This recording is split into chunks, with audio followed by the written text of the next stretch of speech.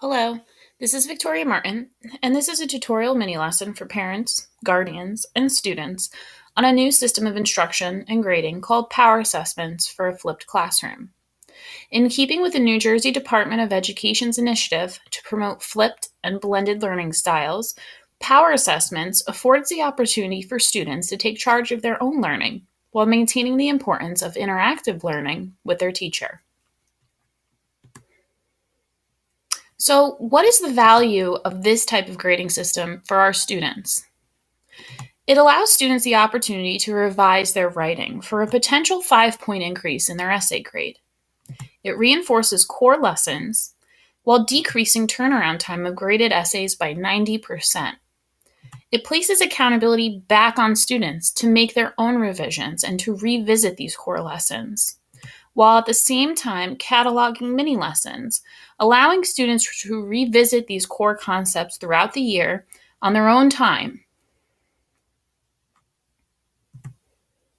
So, where did this idea for this type of grading system come from? Well, we call this the error code system. And since we're utilizing educational technology to create this strategy, it's best to look at this concept through a technological lens. When an error code pops up on our computer, we as consumers are forced to solve the issue before we can move forward and continue our work. Why not then hold our students to the same accountability in their writing?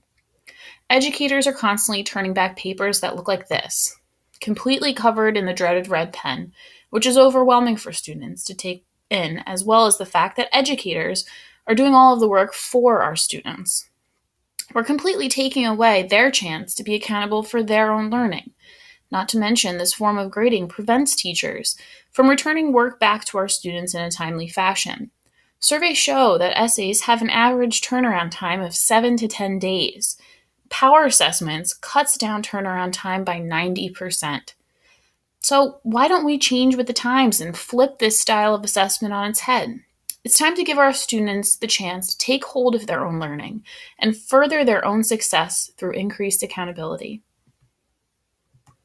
So what does this type of assessment look like from a student's perspective?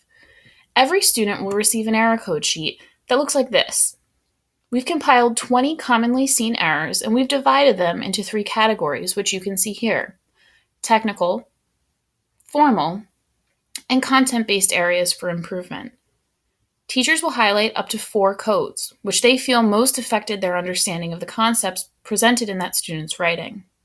This will help guide the students in their revision process. We'll go into a little bit more detail about that in just a bit.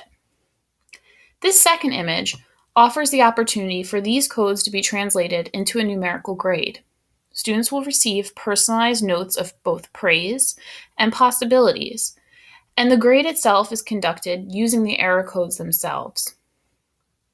Now that the teacher portion of the assessment is taken care of, comes a unique opportunity for students to take control of their own learning and their own success and growth in their writing.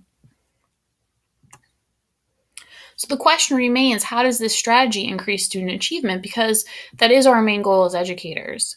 So we're back in the classroom and students have received their error code sheets. No longer are they inundated with the dreaded red pen, but rather they have a clean and concise sheet of remarks, highlighted and easy to see. So now it's time for them to take charge. Students have 2 options. 1, take the grade they're given, never think about the paper again. Or 2, for up to 5 points on their essay grade, they can make revisions to this paper using the error codes as guidance. When students receive their error code sheet, they're only focusing their attention on those codes which are highlighted. So the question is then, how can students quickly and efficiently review these highlighted concepts in order to make their revisions while the paper is still fresh in their minds?